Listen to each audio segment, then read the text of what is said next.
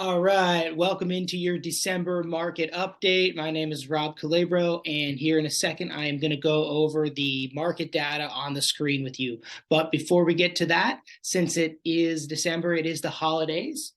I just wanted to really quickly say a Merry Christmas, a happy holiday season, and a happy New Year's to all of the people out there watching, especially the people I've had an opportunity to work with and help this year. I want to say thank you. It's been a great year, and I really appreciate all of the relationships that I've had the opportunity to build this year.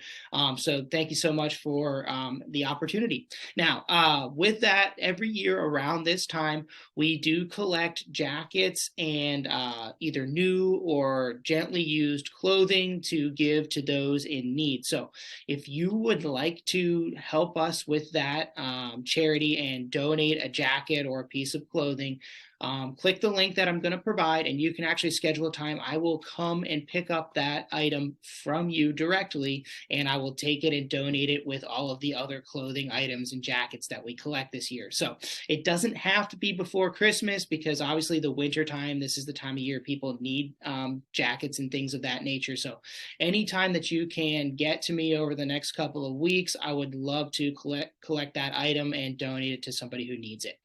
So thanks a lot. And let's go ahead and dive into the numbers. So the first number that we're going to take a look at is the average and median sales price. So if you see here on the screen, the average sales price month over month from November of 21 to November of 22 is actually up 8%. And then if you look over here on the right, you'll see average and median sales prices year over year, or I'm sorry, year to date is up between 11 and 12%. So home prices have appreciated 11 to 12% over the course of the entire year. That is a pretty strong number, even though some of the data is showing us that home prices have begun to level out or decline in the short term. And I'm going to talk more about that at the end of the video to explain to you why that's happening. Before we get into that, though, let's talk about absorption rates. Absorption rates are up 20% from November of 21 to November of 22, but absorption rates are still at less than a month and a half supply of inventory. So still a seller's market based on the supply and demand numbers, and that is mainly driven by the lack of supply. Super tight supply still here in Columbus, despite the rates and everything else. But I do have some good news for buyers. The list price to sales price ratio has continued to decline, and it is now at about 97%. As you can see, it's been dropping over the last few months, primarily based on some of these properties that had gotten stagnant over the fall have finally started to sell, and they have been selling at a little bit below the list price because properties that sit a little bit longer give buyers the opportunity to negotiate a better price. So that's why you're seeing that. My expectation is that you're going to see the number start to climb back up like it did last year. As we enter into the early 2023 and into the spring market, you will see an increase in demand, especially if rates stay where they're at or possibly decline.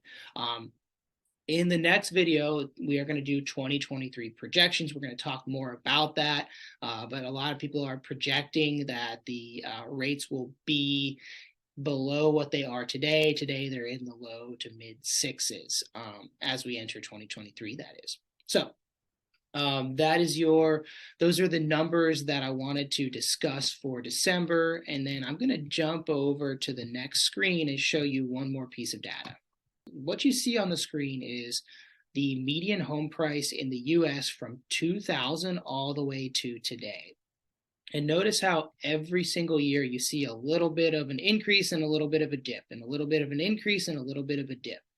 That is the median home price based on the time of year. So every year, home prices are higher in the spring and summer as opposed to the fall and the winter. And the reason for that is typically higher priced homes tend to go on the market and sell in the spring and summer.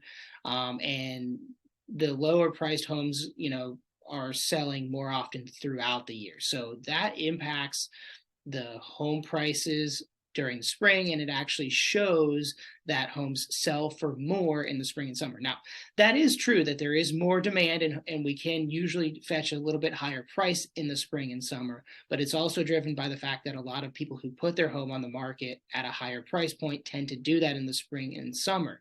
So the numbers that you're seeing that home prices have, are going down drastically. If you're only looking at the short term, if you're only comparing March, April, May of this year to September, October, November of this year, yes, you're going to see that the prices have dropped, but that is actually a normal market cycle, which is exactly what this chart is showing us. So we've got to look at a longer period of time to judge what is happening with home prices.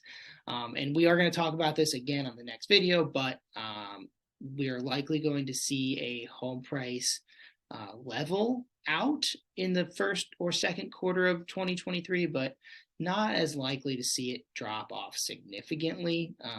Obviously, it's largely dependent on what happens with rates, because rates tend to drive demand. So that is your December update with a little bit of a preview to the next video, the 2023 projections. Thank you all for watching, and we will see you on the next video.